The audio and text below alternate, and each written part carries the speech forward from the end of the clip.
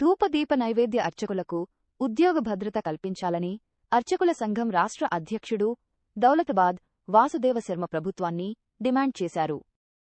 అర్చకుల సమస్యలు తక్షణమే పరిష్కరించాలని కోరుతూ కాచిగూడ చౌరస్తా నుంచి అబిడ్స్ బొగ్గులకుంటాలోని ఎండోమెంట్ కమిషనర్ కార్యాలయం వరకు ర్యాలీ నిర్వహించారు. అనంతరం ఎండోమెంట్ అడిషనల్ కమిషనర్కు వినతిపత్రం అందజేశారు. అర్చకుల న్యాయపరమైన డిమాండ్ల సాధన కోసం గత నెల 22 నుంచి రాష్ట్ర వ్యాప్తంగా అర్చక చైతన్య యాత్ర చేపట్టినట్లు తెలిపారు. ఈ సందర్భంగా వాసుదేవ శర్మ మాట్లాడుతూ ప్రస్తుతం అర్చకులకు చెల్లిస్తున్న కనీస వేతనం రూ. 10,000 కుటుంబ పోషణకు సరిపోవడం లేదన్నారు. పెరిగిన ధరలకు అనుగుణంగా కనీస వేతనాన్ని రూ. 35,000కు పెంచాలని విజ్ఞప్తి చేశారు.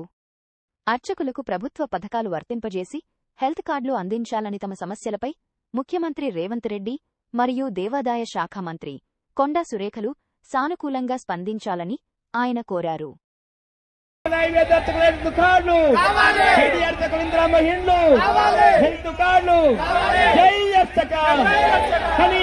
ఉద్యోగ భద్రత